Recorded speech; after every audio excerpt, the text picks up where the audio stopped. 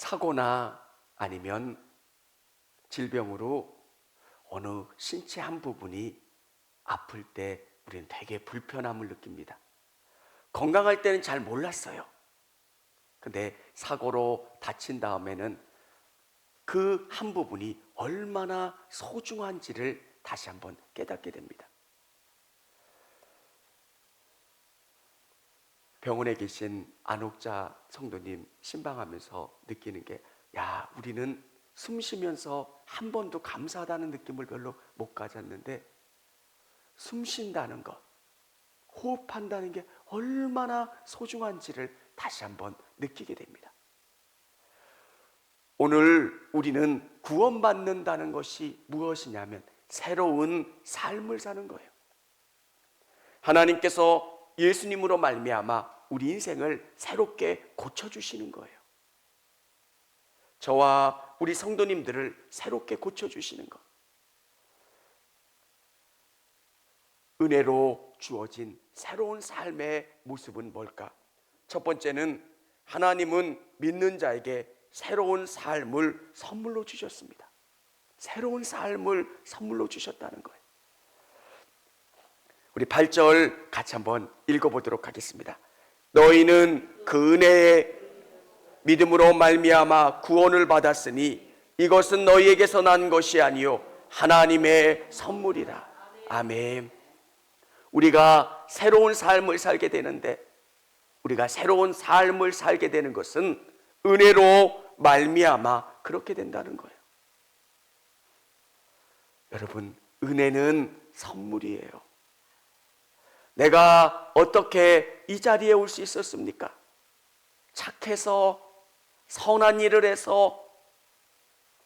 여러분, 하나님의 은혜인 거예요. 특별히 내가 어떤 자랑이 있어서 그런 게 아니라 하나님이 나를 사랑하여 주시고 내게 은혜를 더하여 주셔서 내가 이곳에서 하나님을 만날 수 있고 새로운 삶을 살아갈 수 있게 된다는 거예요.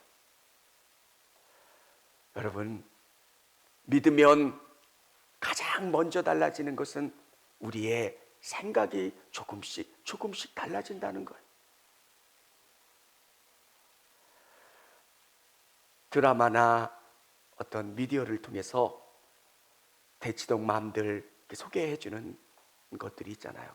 진짜 그분들에게는 자녀 교육이 전부예요. 그 안에 있으면 빨려 들어가요. 우리가 뒤처지는 게 아닌가. 근데 다 성공하는 것도 아니에요. 그 이면에는 얼마나 많은 실패가 있는데도 잘 몰라요. 그리고 다른 사람들이 뛰니까 열심히 그 방향을 향해서 뛰어요. 새로운 삶을 주신다는 것은 다른 사람들이 못 보던 것을 우리에게 보여주시는 거예요. 우리를 고쳐주셔서 우리에게 참된 자유와 희망을 주시는데 그게 어떻게 가능하냐? 믿음으로 말미암아 은혜로 우리에게 선물을 주셨다는 거예요. 사랑하는 성도 여러분, 내가 예수님을 믿는 것, 오늘 이 자리에 있는 것, 은혜요 선물임을 믿으시기를 바랍니다.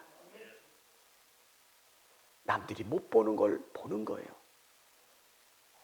남들이 알지 못하는 것들을 아는 거예요. 선진국을 가면 모르겠지만 네팔 같은 나라나 인도 같은 나라를 가보면 되게 이상하다라는 걸 느껴요. 하나님이 창조한 인생들이 왜 소나 저런 동물들에게 밀려서 살까? 알지 못하는 거예요. 깨닫지 못하면서 살아가는 거예요. 사랑하는 성도 여러분, 구원을 경험한다라고 하는 것은, 내가 예수님을 믿고 구원받는다는 것은 새로운 삶을 살아가는 거예요. 저와 여러분 안에 예수님으로 말미암아 새로운 삶을 살게 됨을 믿으시고 감사할 수 있는 여러분 되시기를 바랍니다. 우리에게 새로운 삶을 주세요. 우리 안에 있었던 것들을 다 꺼내서 새로 고쳐주시는 거예요. 예수님으로 말미암아 내 안에 있었던 생각들, 내 삶을 믿음으로 말미암아 고쳐주셔서 새롭게 믿음으로 살아갈 수 있게 해주시는 것. 그래서 뭐라 이야기합니까? 행위에서 난 것이 아니니 이는 누구든지 자랑하지 못하게 합니다. 내가 특별해서 나는 구원받은 거야. 나는 원래 착해서, 나는 선한 일을 많이 해서, 나는 어떻게 돼서. 여러분, 은혜는 선물이에요. 오늘 이 자리에 여러분이 있다는 것에 대해서 감사하시고 또 하나님께 영광 돌릴 수 있기를 원합니다. 물이 많아서 홍수로 말미암아 사람들이 떠내려가요. 근데 내가 어떻게 해서 구원받았어요. 정말 은혜잖아요. 감사한 일이잖아요. 내가 더 소리를 질러서 내가 구원받은 거 아니잖아요. 오늘 이 자리에 있다는 것은 은혜고 하나님의 선물이고 감사할 일이기 때문에 우리는 어떻게 해야 될까요? 하나님께 감사한 삶을 사는 거예요. 여러분, 새로운 삶을 산 사람이 그 삶을 제공해 준 사람에게 돈으로 해결되면 그게 감사할까요? 저 살려주셨고 저 새롭게 해주셨으니까 돈을 선물로 드린다거나 아니면 말로 감사해요 이렇게 한 번으로 하면 끝나는 걸까요? 진짜 새 생명을 얻고 새로운 삶을 사는 우리가 할 일은 정말 그분이 바라시는 삶을 사는 거예요. 잘 사는 거예요. 사랑하는 성도 여러분, 우리는 하나님이 뭘 바라실까? 하나님이 원하시는 게 어떤 걸까를 생각하면서 새로운 삶을 살아가는 여러분 되시기를 바랍니다. 우리에게 은혜로 주어진 새로운 삶을 주셨는데 왜 우리에게 이렇게 새로운 삶을 주셨을까요? 두 번째는 하나님은 우리를 선한 일을 위하여 지으셨습니다. 우리 10절 같이 한번 읽어보겠습니다. 우리는 그가 만드신 바라 그리스도 예수 안에서 선한 일을 위하여 지으심을 받은 자니 이 일은 하나님이 전에 예비하사 우리로 그 가운데 행하게 하려 하심이니라. 하나님이 여러분을 고치신 목적은 여러분을 선한 일을 위해서 고치셨다는 거예요. 세상 가운데 망가져서 살았던 여러분들을 은혜로 말미암아 이곳에 나올 수 있게 해주시고 하나님의 말씀을 듣고 고쳐진 여러분에게 하나님이 바라시는 목적은 선한 일을 위해서 여러분을 고치셨다는 거예요. 선한 일을 위하여 지으심을 받은 자니. 여러분, 여기서 말하는 선한 일은 뭘까요? 착한 일, 불의웃 돕는 것, 세상을 향해서 선을 행하는 것, 도덕적으로 윤리적으로 사는 것. 여기서 말하는 선은 하나님이 기뻐하시는 일이에요. 여러분을 고치시고 여러분에게 바라시는 것은 하나님이 원하시는 삶을 살기를 원하시는 거예요. 나에게 은혜를 깨닫게 해주시고 오늘 이 자리에 서 있다면 하나님이 바라시는 게 뭘까? 하나님이 원하시는 게 뭘까?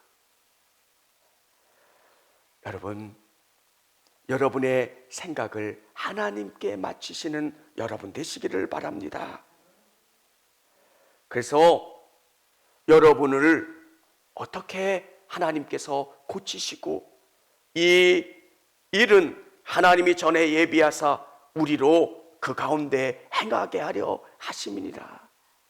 하나님이 기뻐하시는 삶을 살도록 우리를 고치시는 거예요. 예수님을 믿으려고 교회 나오신 목적이 뭘까요?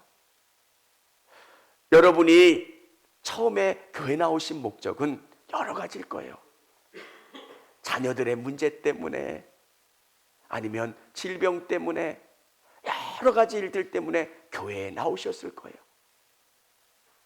내가 노력을 해도 해결이 안 되는 그 문제 때문에 교회에 나왔어요. 근데 은혜를 경험하는 거예요. 야, 하나님이 내가 교회에 나온 것은 내가 어떤 교회가 좋은 교회인가 찾아서 여기까지 나온 줄 알았는데 하나님이 나의 상황과 여건을 주장하여 주셔서 내가 예수님 만날 수 있도록 이끌어 주셨구나. 몰랐어요. 경제적인 어려움을 통해서, 질병을 통해서 나를 몰아서 이곳에 앉을 수 있게 해주신 것, 하나님이 예정하신 거고 하나님의 경륜이고 하나님의 놀라운 뜻이었다라고 하는 것을 안 거예요. 그러면서 여러분이 깨닫게 되는 게 뭘까요? 하나님이 원하시는 게 뭘까? 여러분을 고치셔서 세상 가운데 다시 보내주시는 거예요. 예수 믿는 사람이 어떤 사람인지 보여주시는 거예요. 세상 사람들은 예수님에 대해서 전혀 몰라요. 예수님을 믿는다는 것을 모르는데 은혜로 말미암아 여러분을 모아주셔서 여러분을 고쳐주시는 거예요. 예수 믿는다는 게 이런 거고, 하나님과 함께 산다는 게 이런 거고, 여러분 안에 수많은 모순이 있잖아요. 고장난 부분이 있잖아요. 여러분 그걸 부끄러워하지 마세요. 여러분 주위에 있는 분들은 여러분이 고장났던 것을 알아요. 근데 은혜가 뭐예요? 내가 노력하고 있고요, 하나님을 의지하고 있고요, 하나님을 바라보면서 나를 조금씩 조금씩 고쳐가시고 새롭게 하셔서 내 삶을 통해서 하나님을 드러나게 하신다는 거예요. 우리는 한 번에 완전해질 거라고 생각을 해요. 아이가 태어나면 그 아이에게 엄마가 바라는 일들을 할 거라고. 아이가 태어나면 처음에는 아기가 가만히 누워있지만 조금 지나면 아기가 막 움직이기 시작하고요. 아이가 서랍이라는 서랍은 다 꺼내고 그 서랍을 올라가서 그 위에 있는 선반을 떨어뜨리기도 하고요. 엄마가 아끼는 화장품을 얼굴에 다 발라서 온통 엉망진창으로 만들어 놓기도 하고요. 엄마 배물함을 꺼내서 다 반지를 끼고 목걸이를 하고 가서 다 잊어먹고 오기도 하고, 그러면서 아이들이 크는 거예요. 여러분 안에 진짜 믿는 사람이 이래도 되나? 여러분 계속 그리스도를 바라보면서 하나님이 여러분이 원하시는 그 목적대로 조금씩 조금씩 자라남을 믿으시고 담대해지시기를 바랍니다. 아이가 태어나자마자 어른처럼 되질 않아요. 아이가 크면서 갈등하기도 하고요, 고민하기도 하고요. 그러면서 청년의 때에 장년의 때로 성장하는 것처럼 여러분의 신앙이 고민하고 흔들리고 방황하면서 크게 되는 거예요. 근데 우리가 잊지 말아야 되는 게 있어요. 하나님께서 나를 불러주신 것은 우리로 선한 일을 위하여 우리를 불러주셨고 새로 고쳐주셨다는 거예요. 은혜로 우리를 구원하시고 새로 고쳐주시고 우리 안에 새로운 일들을 이루어 가시는 줄을 믿으시기를 바랍니다. 고장나서 도저히 탈 수 없는 자동차가 카센터 가서 새롭게 고쳐지는 것처럼 예수님의 말씀이 우리 인생을 고치는 거예요. 이 땅이 전부인 줄 알고 나는 쓸모없는 인생인 줄 알았는데 예수님이 나를 사랑하신 거예요. 수많은 사람들 중에 나를 사랑하셔서 하나님이 나를 구원해 주셨다라고 하는 생각을 하면 얼마나 감사해요. 여러분, 돈이 여러분을 당당하게 하는 게 아니라 미모나 학력이나 세상의 것이 여러분을 당당하게 하는 게 아니라 하나님이 여러분을 사랑한다는 것, 하나님이 여러분을 택정하시고 이것까지 인도해 주셨다라고 하는 것을 믿는 것, 그러면 세상의 어떤 것보다도 담대해지고 감사해지고 풍성해짐을 여러분이 믿으시고 경험하실 수 있기를 원합니다. 그래서 우리는 새로운 삶을 살게 되는 거예요. 하나님이 나를 구원해 주셨고 이제 하나님의 선한 일을 위해서 우리를 불러주셨다는 것을 믿는 거예요. 이제 그분이 나를 불러주셨고 새로운 일을 하기를 원하시는 걸 알기 때문에 예수님을 생각하는 거예요. 아이가 크면 어떤 반응을 해요? 부모님이 기뻐하시는 일이 뭘까? 부모님이 기뻐하시는 일이 뭘까? 여러분 안에 은혜를 깨닫는 그때가 되면 어떻게 됩니까? 하나님이 기뻐하시는 일이 뭘까? 그분을 계속 생각하는 거예요. 이제 여러분 가족 가운데 또 자녀를 대할 때도 하나님이 기뻐하시는 게 뭘까?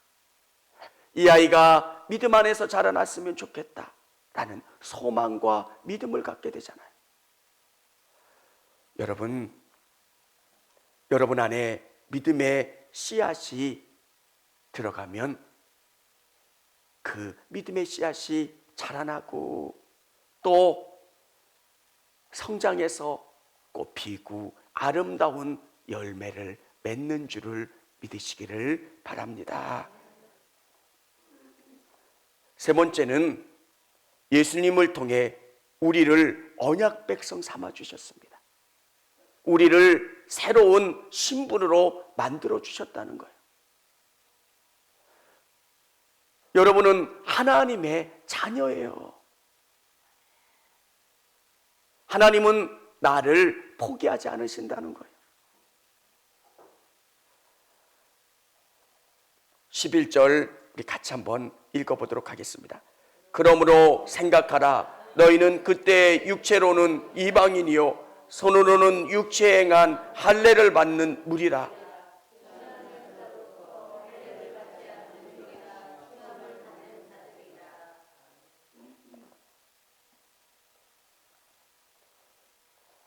육체로는 이방인이요 손으로 육체에 행한 할례를 받은 무리라.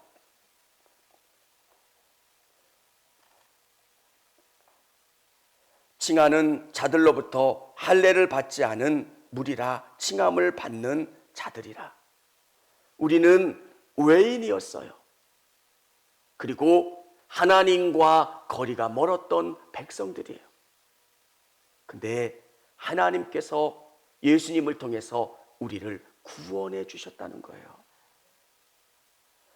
아브라함과 우리는 상관없는 사람이에요. 우리는 이방인이고 하나님의 구원의 역사에 멀리 떨어져 있는 사람이에요. 근데 우리의 신분이 바뀌었어요. 우리 13절 같이 한번 읽어보겠습니다.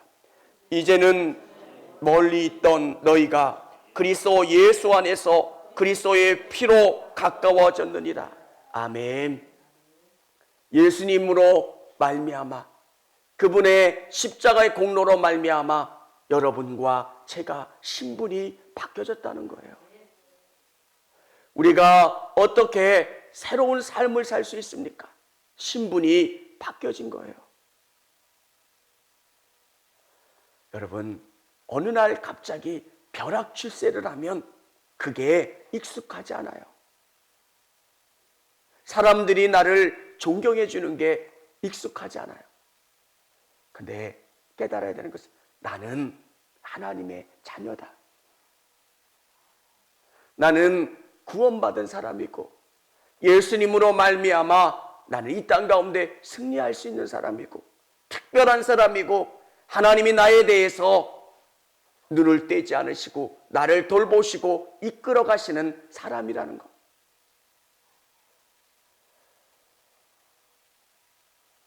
하나님이 우리를 그렇게 이끌어 가세요. 그게 믿음의 역사예요. 하나님이 우리의 신분을 바꿔주시는 거예요. 여러분이 고난 가운데 있을 때도 어려움 가운데 있을 때도 여러분이 잊지 말아야 하는 것은 나는 하나님의 자녀라는 거예요. 오늘 언약 백성이라는 단어를 썼어요. 하나님은 여러분과 약속한 사이예요. 결혼한 사이예요. 절대로 여러분을 포기하지 않으신다는 거예요. 여러분이 신앙생활 잘할 때는 믿음이 있다 생각하고 하나님이 나를 사랑한다 생각하지만 어느 시점이 되면 하나님이 나를 사랑하시나? 근데 우리가 잊지 말아야 되는 것은 하나님과 여러분은 언약을 맺은 언약 백성이 되었다는 거예요. 하나님은 여러분에 대한 관심을 놓지 않으시고 끝까지 여러분을 붙잡고 이끌어 가신다는 거예요. 하나님께서 아브라함을 어떻게 대하세요? 끝까지 아브라함을 놓지 않으시잖아요. 아브라함과 언약을 맺으시고 아브라함을 이끌어 가시는 분은 하나님이세요. 성경에 보면 주인공은 아브라함 같아요. 아브라함이 뭔가를 하는 것 같아요. 근데 그 아브라함의 인생의 주인공은 하나님이세요. 하나님이 결코 아브라함을 포기하지 않으세요. 여러분, 우리가 어떻게 새로운 삶을 살 수 있습니까? 여기서 제일 중요한 것은 은혜로 선물을 받았다는 거예요. 여러분에게 선물로 구원을 주셨고요.